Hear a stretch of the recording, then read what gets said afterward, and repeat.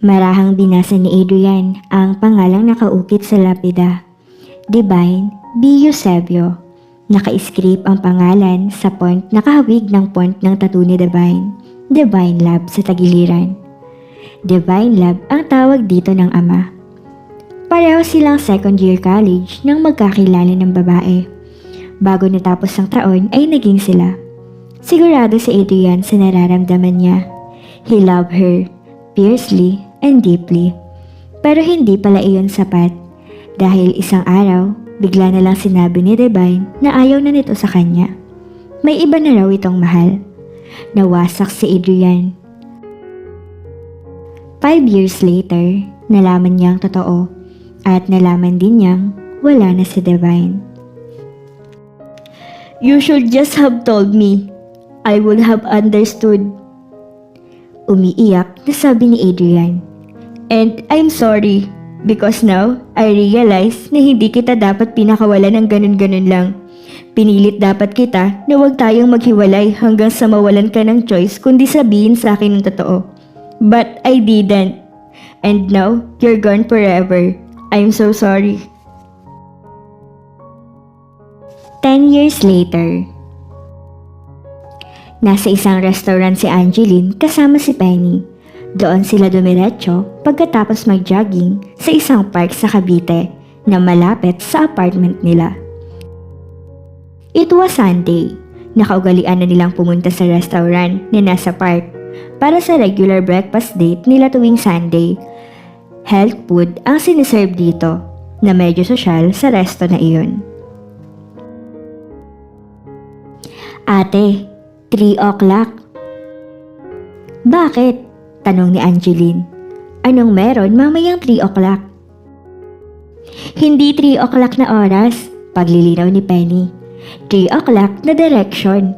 As in, 90 degrees to your right, may super duper hot stranger na nakatitig sa'yo. Napailing si Angeline.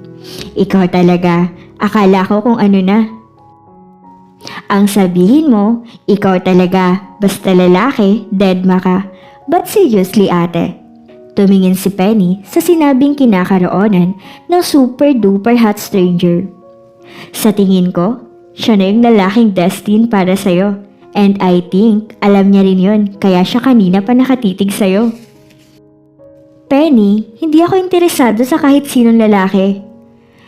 Talagang seryoso ka dyan sa sinasabi mo? 2 months from now, 30 ka na. Talagang wala kang balak na kahit mag-try man lang na mag-boyfriend? Ganitong wala naman akong planong mag-asawa, bakit pa ako magbo-boyfriend? Baka sakaling magbago ang isip mo kapag naranasan mo yung pakiramdam ng may lalaki nag-aalaga sa'yo.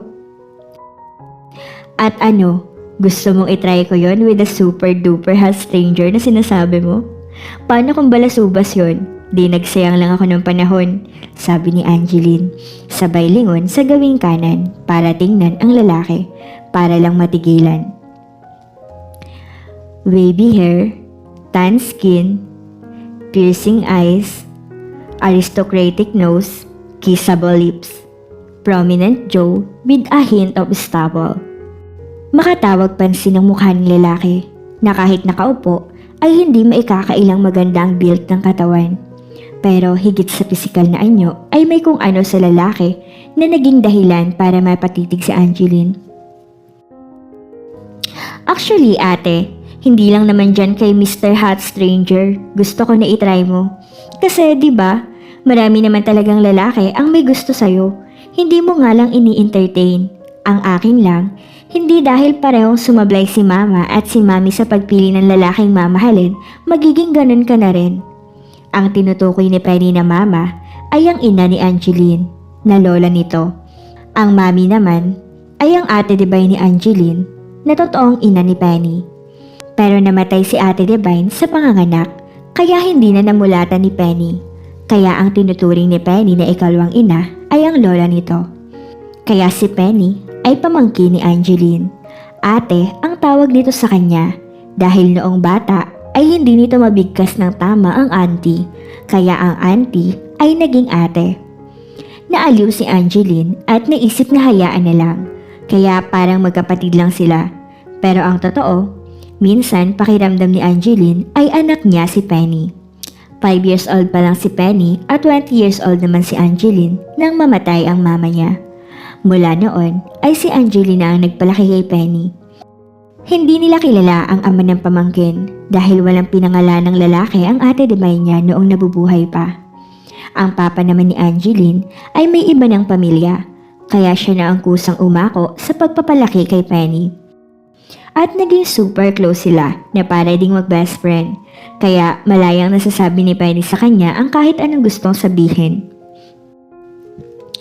So, maano bang i-open mo ang iyong sarili sa posibilidad na ma-inlove ka? Magkaroon ng boyfriend at makapag-asawa? Maano bang instead na tinatarayan mo o dinadedma yung mga lalaki nagpapakita ng interes sa'yo, bigyan mo sila ng chance? Gaya niyan, si Mr. Hot Stranger. Unang tingin pa lang parang tinamaan ka. Uy, ate, parang may chemistry kayo. Go na! Dahil sa huling narinig, natauhan bigla si Angeline. Nagbawi ng tingin mula sa lalaki at binalingan si Penny. Anong chemistry? Dahil lang sa nagkatinginan kami may chemistry na? At bakit ba ganito ang pinag-uusapan natin ha? Kasi nga po, my dear ate, magte-30 ka na. At naisip ko, hindi naman yata tama yon na basta mo na lang sinusukuan ang male population nang hindi mo man lang na-experience kung paano magka-boyfriend. O kahit magka-fling lang. Kasi nga, malay natin, baka kapag na-experience mo at napatunayan na pwede ka palang maging masaya sa piling ng isang lalaki, ma-realize mo in the end, gusto mo palang mag-asawa. Lumapit sa kanila si Mea para iserve ang order nilang almusal. Jel, may someone na gustong magbayad ng bill nyo, sabi ni Mea kay Angeline. Baka may gusto pa kayong orderin, sayang naman yun, libre pa rin naman, lubusin nyo na. Sino? Sabi ni Rick, wag ko na lang daw sabihin at baka tarayan mo lang yung lalaki. Naliliit ang mga matang inilibot ni Angeline ang tingin. May 7 lalaki sa loob ng restaurant. Karamihan ay kagaya nila ni Penny na parang galing sa pagja-jogging. At nakita niya ang waiter na si Rick na nagsaserve ng pagkain sa isang medyo matandang customer na lalaki. Parang nakita niya kanina ang waiter na kausap. Ang ayon kay Penny ay si Mr. Hot Stranger. Doon itinutok ni Angeline ang matalim na tingin at nakita ang lalaking nakatitig pa rin sa kanya. Oops, sabi ni Mea. Dapat yata hindi ko na binanggit si Rick. Ate Mea, sabi ni Penny.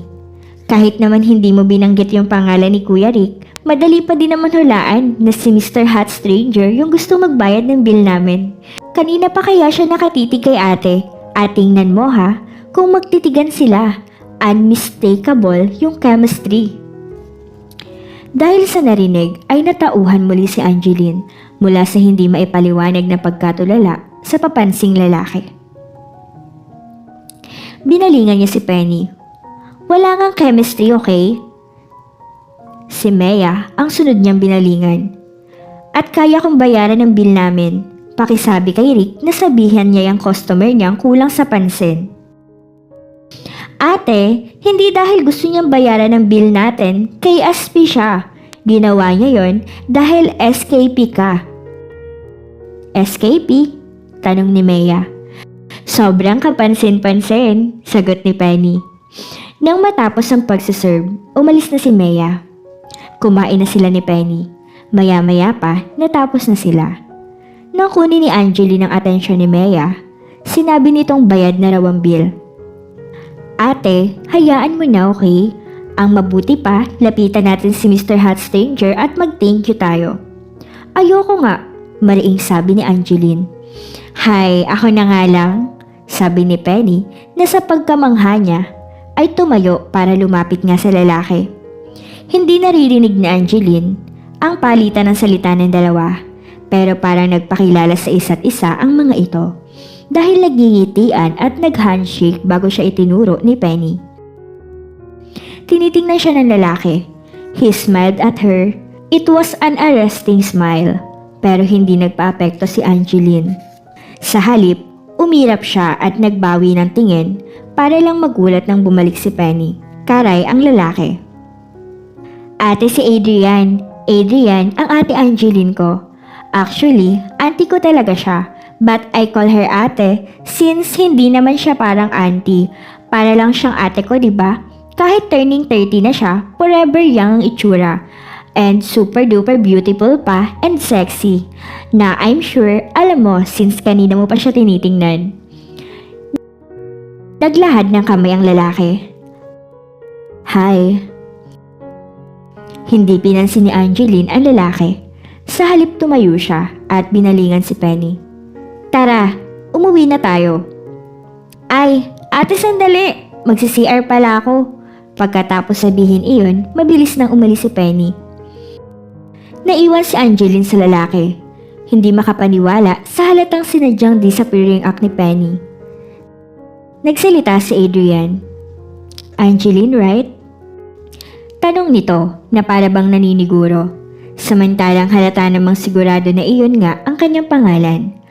Wala siguro itong maisip na ibang opening line maliban sa naunang sinabi na boring na hi. Kung sa bagay, mas okay na yun kaysa magbitaw ito ng corny na pick-up line. Nagdesisyon si Angeline na prangkahin ito. Dahil hindi mo naman alam na ayoko sa lalaki, sige, papalampasin ko yung ginawa mo. Pero next time na makaramdam ka ng kagustuhang maging galante, kaysa ilibre mo kami ni Penny, i-donate mo na lang sa charity yung excess cash mo. At least, that way, nakatulong ka pa sa nangangailangan talaga ng tulong. I'm sorry, I didn't mean to offend you. I just thought that you could compress me by paying for my breakfast. Umiling si Angeline. Natameme ang lalaki. Parang first time na nasupla ng isang babae. Humakbang na si Angeline para iwan si Adrian. Pero hinawakan siya ng lalaki sa braso. Wait. Automatic ang pagtikse ni Angeline. Hindi niya nagustuhan ang basta-basta na lang na paghawak ng lalaki at ang kakaiba niyang naramdaman sa pagkakadikit ng mga balat nila. Ano ba? Bumakas sa mukha ng lalaki ang pagkagulat. Hey, easy, sabi sa marahang boses. Parang pinapakalma siya. Don't hey me and don't touch me. Kung sanay ka sa babaeng natutuwa kapag pinapansin mo o hinahawakan mo, well, hindi ako kagaya nila. Muling humakbang si Angeline para maglakad palayo. Sa pagkakataong iyon ay hindi na siya pinigilan ng lalaki. Napunta na siya sa pinto nang mapansin ang gulat na ekspresyon ng mukha ng ibang customer na naroon. Nakagat ni Angeline ang ibabang labi. Narealize niya na parang nag-overreact siya. Hindi niya lang tinarayan ng lalaki. Hiniya niya rin ito sa harap ng maraming tao. Oh well, wala na siyang magagawa doon. And besides, ano bang pakialam niya? Leksyon yon sa lalaki para hindi na ulit ito mangahas na lumapit sa kanya.